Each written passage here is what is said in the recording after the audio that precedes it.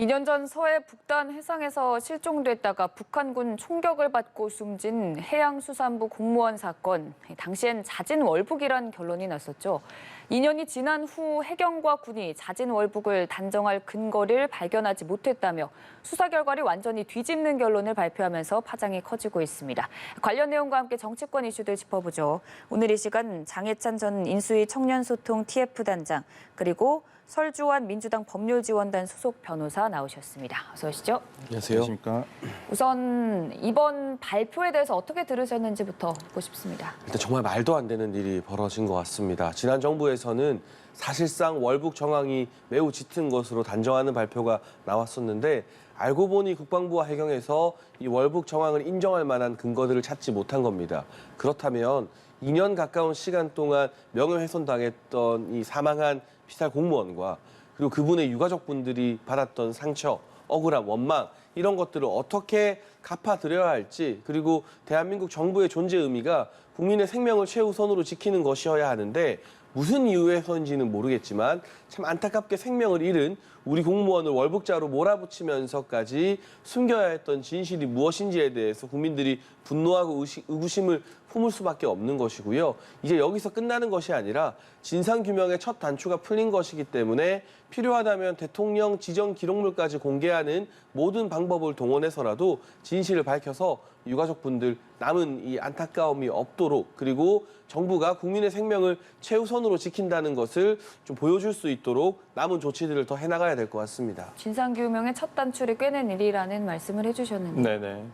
일단은 국가기관이 어떤 공식적인 발표를 하고 그것이 또 정권이 바뀌었다 그래서 또 다른 발표를 한다는 것은 사건 하나의 어떤 사실관계 하나를 가지고 이거 어떤 결론을 바뀌게 된 거지 않습니까? 그렇게 된다면 그걸 어떤 국민이 신뢰를 할 수 있냐 이런 문제가 제기가 될 수 있을 것 같아요. 이건 뭐 당시에 여기에 관여를 했던 뭐 해경이라든지 국방부라든지 그다음에 청와대 관련한 이러한 사실관계가 일단 먼저 판명이 되는 것이 일단 먼저라고 보고요. 그다음에 국가로서 어떤 잘잘못이 있었다고 한다면 거기에 대한 배상 책임은 당연히 져야 된다는 것은 맞는 것 같습니다.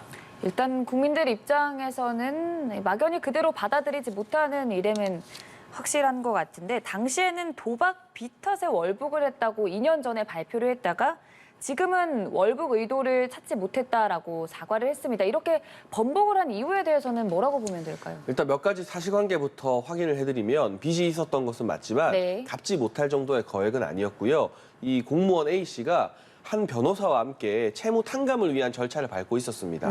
만약 정말 감당하지 못할 빚이라서 월북을 한다면 탕감 절차를 밟아 나갔을까 하는 의구심이 들 수 있고요. 구명조끼 같은 경우도 선실 안에 훨씬 더 좋은 새 구명조끼가 있었다고 합니다.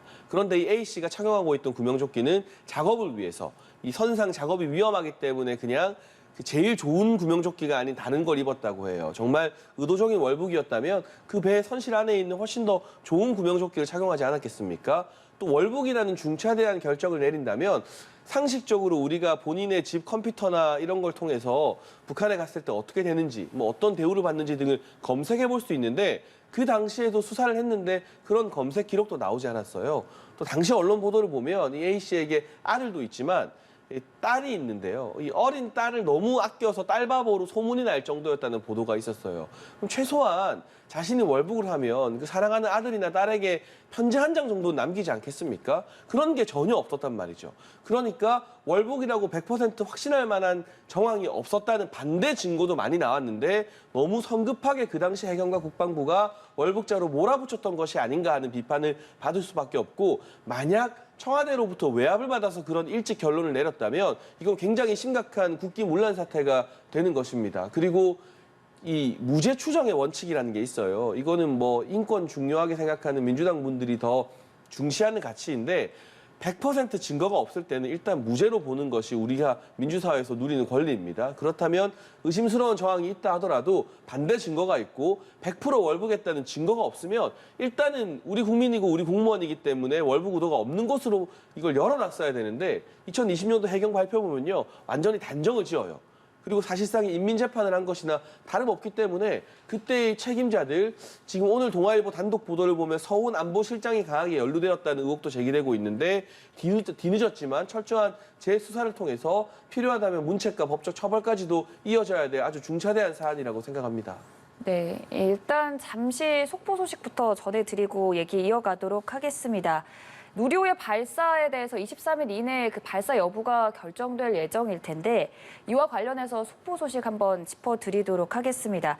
누리호 1단 산화제 탱크 레벨 센서와 관련해서 신호 이상이 생긴 원인에 대해 센서 자체에 문제가 있었기 때문인 것으로 나타났습니다. 일단 항우영 관계자는 레벨 센서의 신호 이상이 감지된 뒤 센서 값을 변환해주는 터미널 박스 그리고 주변 전기선을 점검해본 결과 이상이 없었으며 센서 자체가 문제였던 것으로 결론을 내렸다고 전했습니다. 그러면서 현재 교체 작업에 착수했고 또 1단과 2단을 분리하지 않고도 교체할 수 있는 방안도 논의 중이라고 밝혔는데요.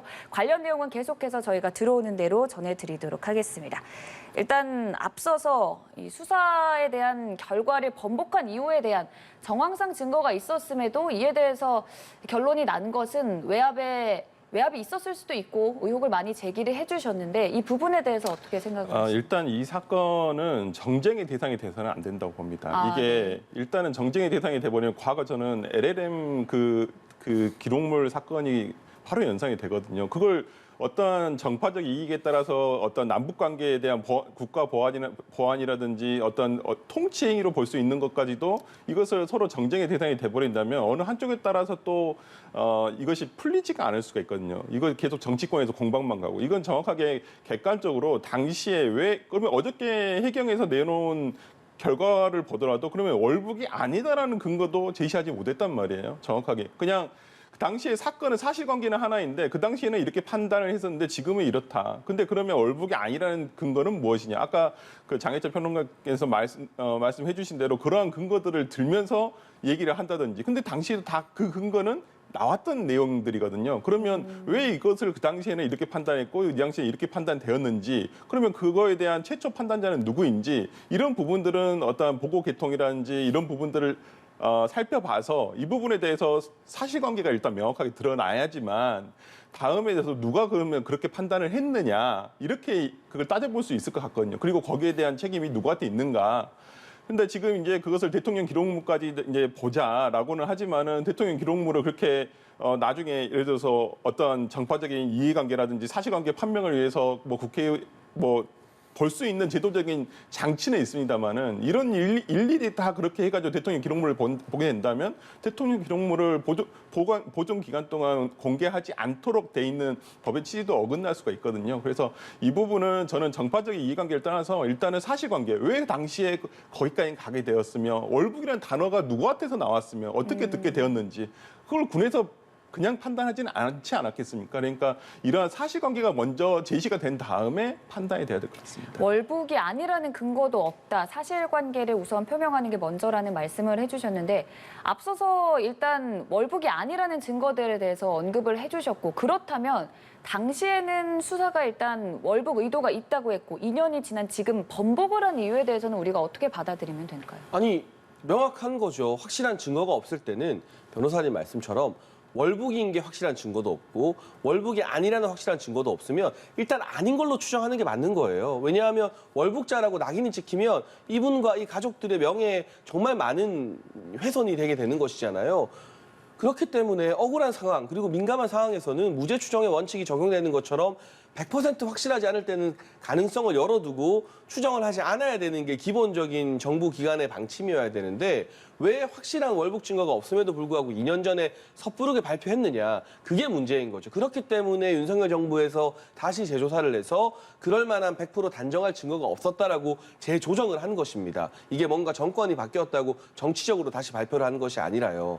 예를 들어 제가 죄를 지었다고 누군가 주장하면 제가 죄를 지은 증거에 대해서 그 주장하는 사람이 100% 입증을 해야 되는데 약간 의심스럽고 또 안 지은 것 같기도 하고 이 상태에서 제가 뭐 처벌받는다는 게 말이 됩니까? 민주주의 국가에서. 그런 법은 없어요.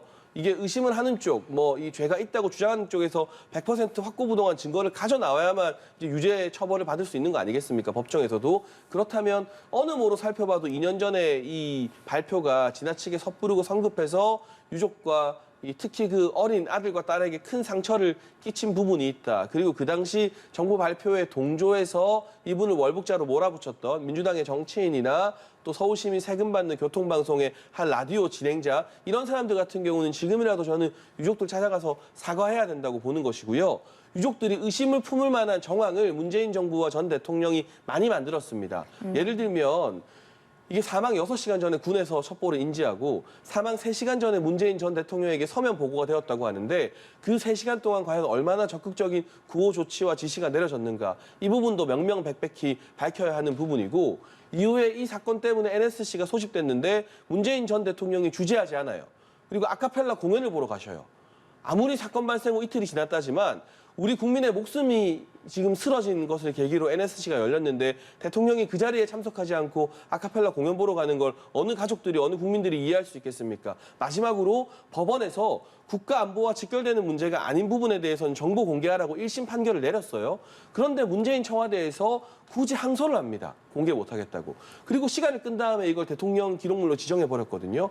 도대체 숨기고 싶은 게 얼마나 많으면 법원의 판결에도 불복해서 항소까지 하느냐. 이 세 가지 정황을 보면 이 유족들이 뭔가 의심을 할 수밖에 없는 것이잖아요. 내 가족을 잃었다고 생각하면 석연치 않은 태도를 만들어서 유족들의 화를 돋구고 의심을 돋군 것은 문재인 전 대통령과 청와대이기 때문에 그 부분에 대해서는 정쟁을 하자는 게 아니라 분명한 책임을 져야 된다고 생각합니다. 네, 이제 항소를 취하를 했잖아요. 윤석열 정부에서 항소를 취한 거죠. 그러면 1심 판결이 그대로 인용이 되어서 그 당시 청와대에서 정부 부처에 어떤 지시를 내렸는지 그리고 그 해당 배에 있습니다. 그 공무원이 탔던 그 배의 초동 수사 진술 기록에 대해서는 아마 법적 절차에 따라서 공개가 될 것으로 지금 예정되어 있는 상황입니다. 당시 수사 과정이나 그 발표에 있어서 의구심이 드는 점들이 있다라고 지적을 해주셨고 그렇기 때문에 당시 그 수사 과정에서 네.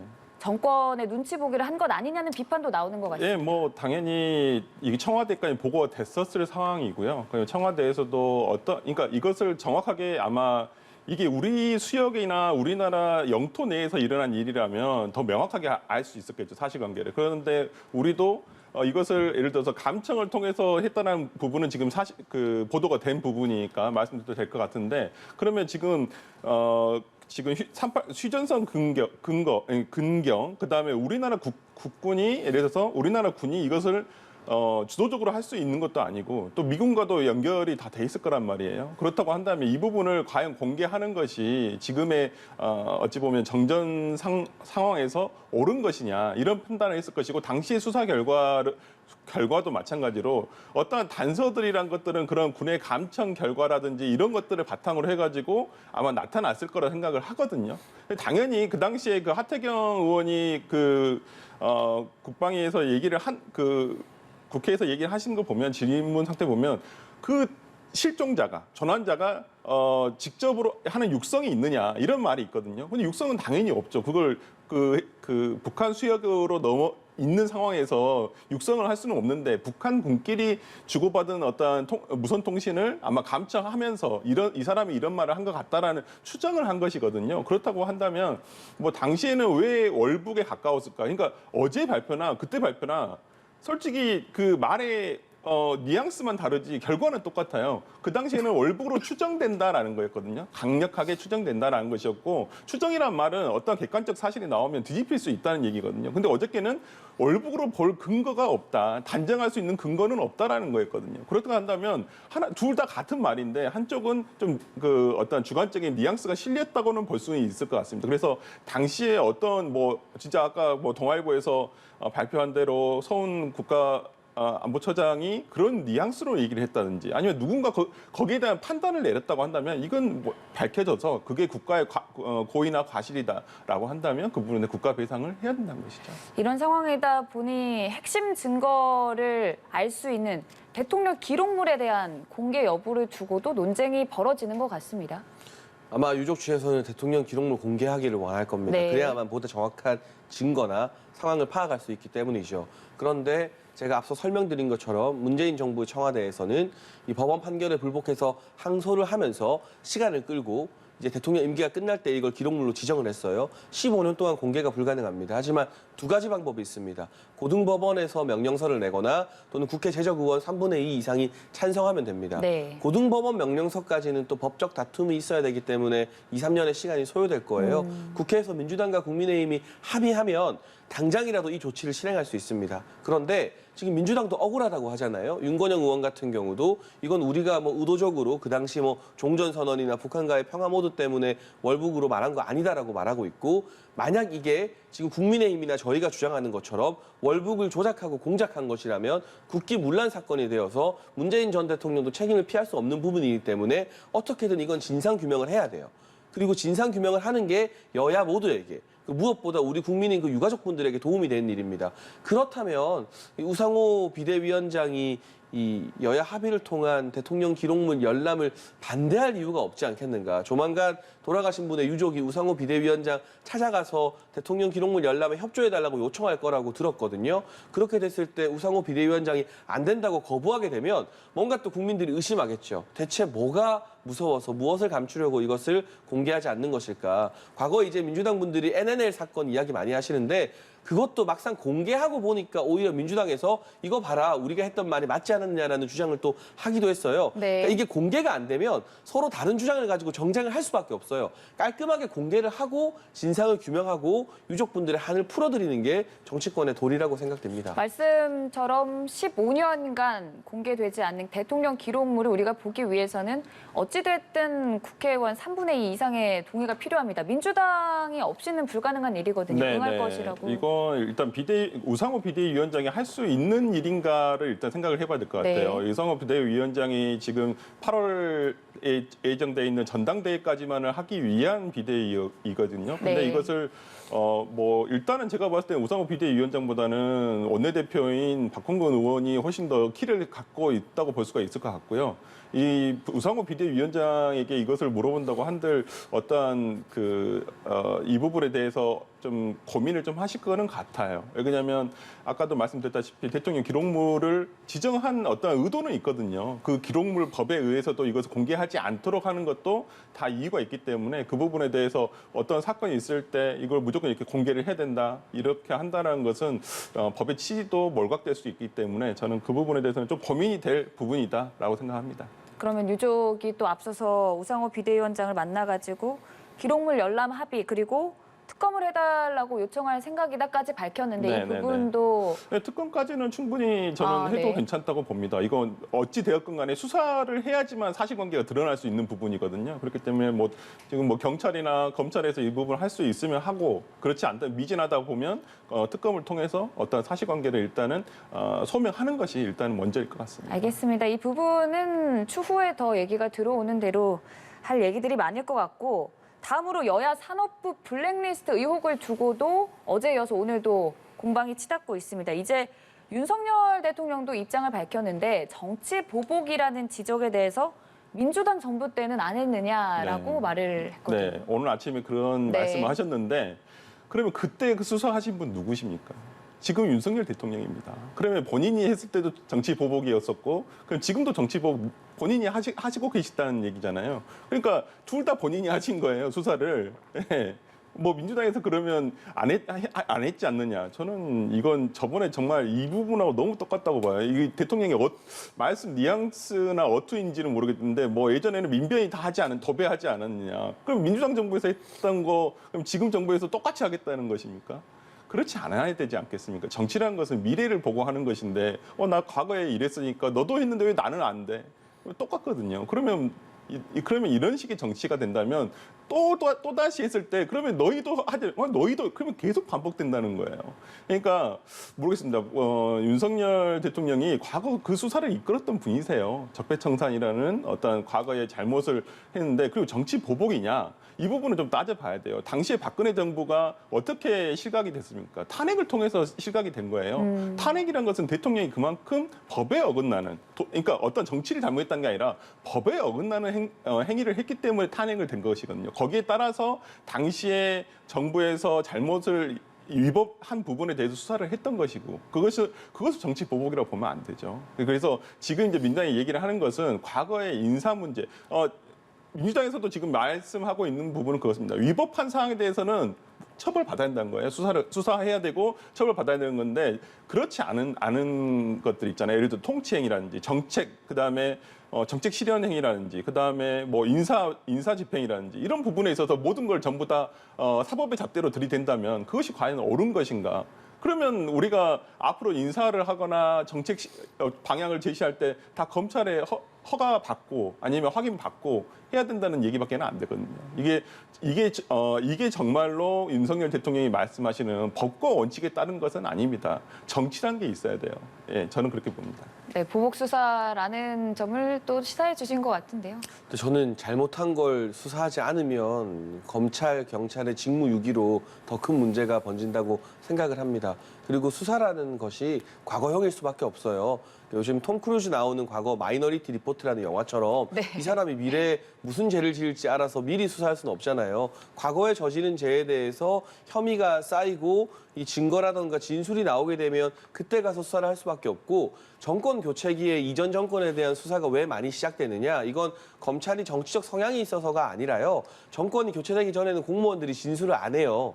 정권이 교체돼야 공무원들이 소위 어공들이라고 하죠. 정치권 인사들에 의해서 부당한 일 당했던 걸 꾹꾹 참고 누르고 있다가 정권 바뀌니까 이제 그때서야 진술을 하는 겁니다. 그러면 검찰 입장에서는 또 경찰 입장에서는 공무원들이 이 같은 불법 행위에 대해서 진술을 하고 증언을 하는데 이걸 수사 안 할 수가 없는 것이거든요. 이 수사 안 하려면 짐 싸서 다 집에 가야 되는 거죠. 그렇기 때문에 시기상의 오해가 있을지 몰라도 잘못한 부분에 대해서는 누구든 예외 없이 적법하게 수사가 이루어져야 되고요. 저는 한 가지 이 자신 있게 확언할 수 있는 게 한동훈 법무부 장관이나 뭐 송경호 중앙지검장이나 이런 분들이 국민의힘 정치인에 대해서 딱히 우호적이지도 않을 겁니다. 어떤 뭐 종류의 범죄든 만약 연루되었다는 어떤 증언이나 진술이 나오게 되면 윤석열 정부 내에서 국민의힘에 대해서도 아마 철저하게 가차없이 수사할 뿐이라서 국민의힘 정치인들이 사석에서는 좀 부담스러운 인사다. 너무 물불 안 가리고 수사만 잘하는 사람들 임명했다라는 속내를 토로하기도 해요. 그래서 지금 민주당이 이거 정치 보복이라 말하지만 이건 좌우를 가리는 것이 아니라 잘못한 것에 대한 수사가 이루어지는 것이고요. 백운규 전 장관 같은 경우는 멀쩡한 산업부 산하 공공기관장들 일찍 쫓아낸 것도 모자라서 청와대에서 낙점한 인사에게 하루 전에 면접 예상 질문을 알려줬다고 해요. 아니 일국의 장관이 그게 뭡니까? 공공기관장 후보에게 면접 질문 먼저 알려주고 이런 낙하산은 근절해야 되는 게 맞잖아요. 물론 윤석열 정부에서도 지금 임기 채우겠다고 버티고 있는 문재인 정부의 공공기관장들 때문에 소갈이 하는 경우도 있지만 그렇다고 해서 억지로 쫓아내고 그 자리에 청와대가 낙점한 사람 앉히겠다고 문제지 먼저 유출해내는 그런 불법을 저질러서는 안 되는 거죠. 그 부분에 대해서는 정치적 합의로 공공기관장 임기와 대통령 임기를 같이 하는 방향의 제도 개선으로 해결해야 되는 것이지 과거의 방식으로 블랙리스트 만들어서 쫓아내고 이랬던 분들은 어느 정권인 건 상관없이 박근혜 정부 사람들도 다 그렇게 처벌받았고요. 문재인 정부에서도 잘못한 분들은 벌 받아야 되는 겁니다. 여기에서 또 더 나아가서 경찰이 성남 백현동 개발 특혜 사업에 대한 의혹 수사를 시작을 했습니다. 아무래도 이재명 의원이 연관되어 있기도 하고 그렇게 뭐 거론이 되는 상황에서 수사를 진행해 봐야겠지만 그러다 보니 압수수색에 들어가는 게 또 정치 보복이다라는 얘기가 또 나오고 있는 것 같거든요. 근데 이재명 의원 관련해서는 혐의가 좀 많잖아요. 이걸 또 안 할 수가 없는 입장이고 지금 백현동 수사라던가 성남 FC 수사 또 배우자인 김혜경 씨의 법인카드 횡령 의혹 수사 같은 경우는 전부 다 경찰이 하고 있어요. 민주당이 못 믿겠다는 검찰이 아니라 검수완박을 통해서 민주당이 엄청난 권한을 경찰에게 줬는데 그 경찰이 열심히 막 경기도에서 100곳 넘는 식당 압수수색하고 있어요. 네. 그렇다고 이제 또 경수완박할 수도 없는 거잖아요. 검찰이든 경찰이든 그냥 혐의가 있고 증거가 있으면 수사를 할 수밖에 없어요. 그런 차원인 것이고 제가 봤을 때 대장동이나 백현동 같은 경우는 사건의 실체를 밝히는 게 간단치는 않습니다. 굉장히 복잡한 수사일 거예요. 다만 성남 FC나 김혜경 씨 법인카드 사용 같은 경우는 아주 간단한 수사이기 때문에 올해 안에 어느 정도 결말이 나지 않을까. 그리고 그 결말에 따라서 이재명 의원의 정치적 향방도 어느 정도 정해지지 않을까 싶습니다. 그러면 이번 의혹을 둘러싼 이재명 의원의 쟁점이 그럼 뭐라고 보면 되는 건가요? 이제 백현동 같은 경우는 사진을 보면 아시겠지만 옹벽 아파트라는 좀 기분 나쁜 별칭으로 불리기도 합니다. 제가 그 주민분들께는 참 송구스러운 마음인데요. 이게 원래 아파트를 지을 수 있는 용도의 부지가 아니었어요. 근데 이게 용도 부지 변경이 이재명 의원 성남시장일 때 되면서 그 건설 개발 이익을 또 일부의 민간 사업자들이 전부 다 가져간 것이 아니냐. 그러니까 대장동과 매우 비슷한 형태로 개발 이익이 이재명 의원과 가까운 사람들에게 나눠졌다라는 게 의혹의 핵심이기 때문에 용도 부지가 변경되는 과정에서 로비가 있었는지, 그리고 이 과정에서 당시 성남시장이던 이재명 의원이 합당한 근거를 가지고 결재를 해준 것인지 아니면 친분이나 로비에 의해서 결재를 해준 것인지 등등이 주요 쟁점으로 수사 대상인 것으로 알려지고 있습니다. 어찌됐든 의혹은 수사가 진행이 더 많이 돼야겠지만 이재명 의원 입장에선 거론되는 것 자체만으로도 전당대회를 얼마 남겨두지 않은 상황에서 리스크로 다가올 것 같고. 이게 왜 의혹을 가지고 보겠습니까? 경찰의 수사를. 당연히 죄가 있는 곳에 수사를 해서 벌을 해야 되는 원칙은 누구나 다 동의를 할 거예요. 하지만 백현동이 지금 뭐 성남시장 시절이면 이미 그 벌써 굉장히 시간이 오래 지나지 않았습니까? 근데 왜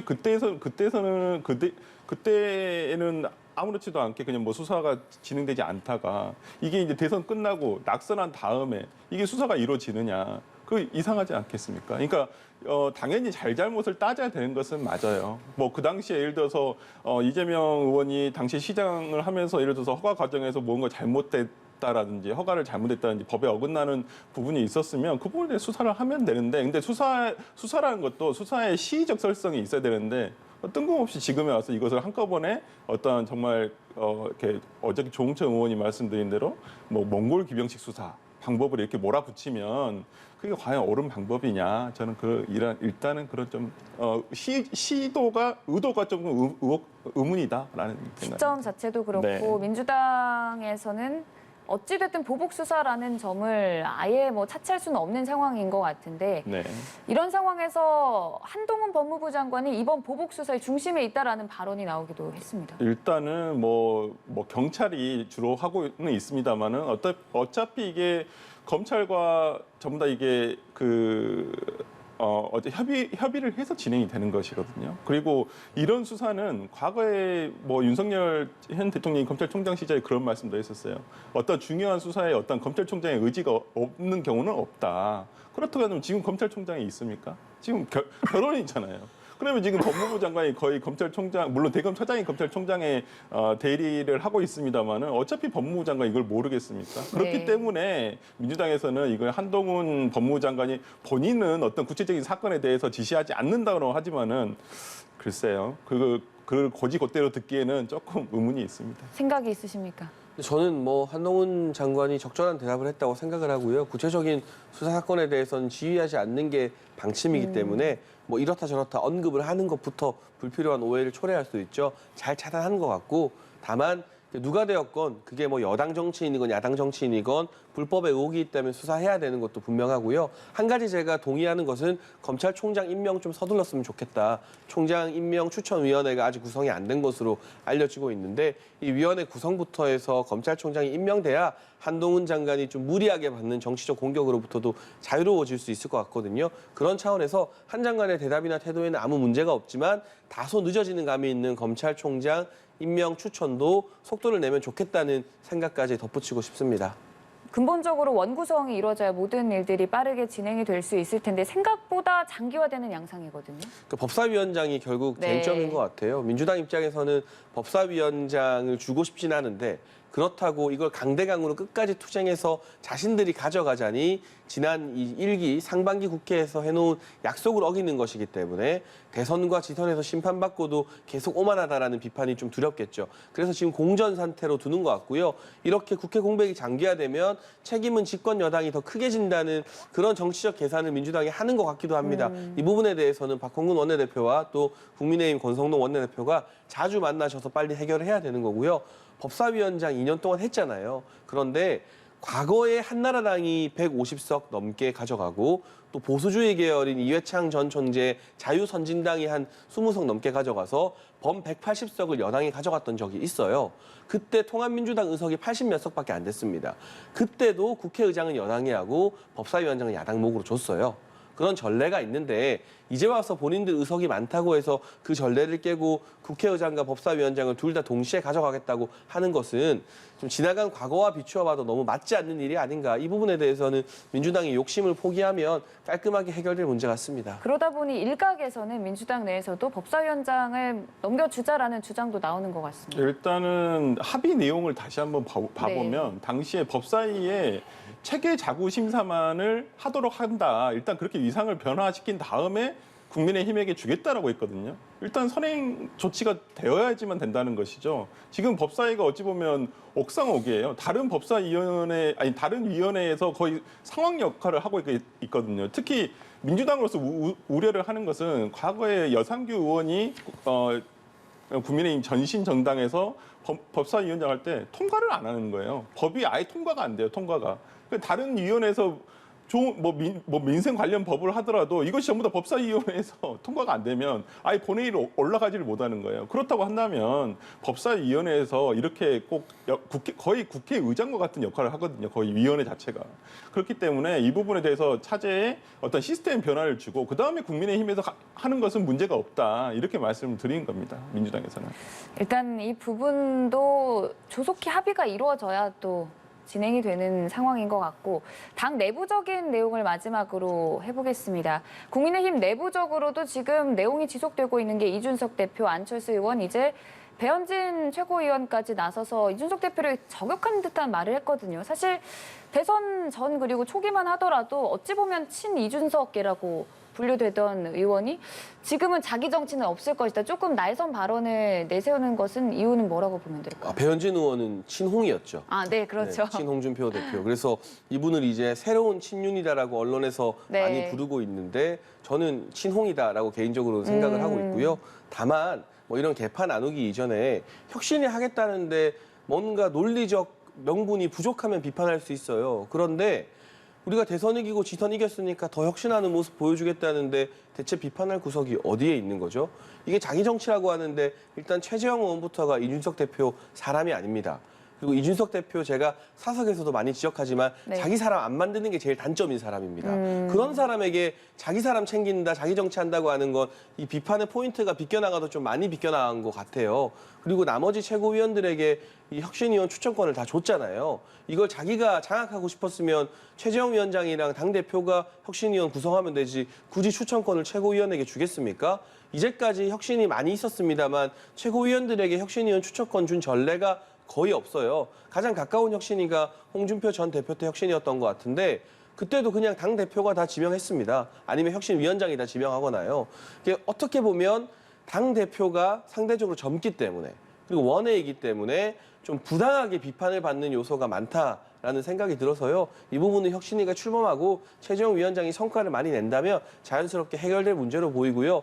이준석 대표를 반윤이라고 지칭하는 것도 좀 아닌 것 같습니다. 최근 윤석열 대통령이나 또 특히 김건희 여사와 관련된 이슈에 누구보다 적극적으로 여론전을 펼치면서 방어를 치는 게 이준석 대표의 포지션이거든요. 그러니까 친윤을 자처하는 일부 정치인들과 이준석 대표의 갈등이 어느 정도 있는 건 사실이겠으나 이준석 대표를 반윤이라고 하는 건 또 맞지 않다. 국민의힘이라는 정당 자체가 이제 윤석열 대통령의 성공을 위한 친윤 정당인 것이고 그 안에서 약간의 의견 차이가 있는 것이지 친윤 반윤 개파 갈등이다라고 보는 건 좀 섣부른 이 진단 같습니다. 마지막으로 하실 말씀 있으신가요? 예, 뭐 국민의힘이나 민주당이나 그 공천권 때문에 지금 이러는 거거든요. 그렇기 때문에 당내에 어떤 계파가 당연히 존재하고 거기에 대해서 어떤 합리적인 어떤 그 혁신의 방향으로 가는 것은 뭐 두 정당에게 일단 바른 길이라고 생각합니다. 말씀처럼 혁신의 방향으로 양당 모두 나아가길 바라겠습니다. 지금까지 장해찬 전 인수위 청년소통 TF 단장, 서울중앙민주당 법률지원단 소속 변호사와 함께했습니다. 고맙습니다.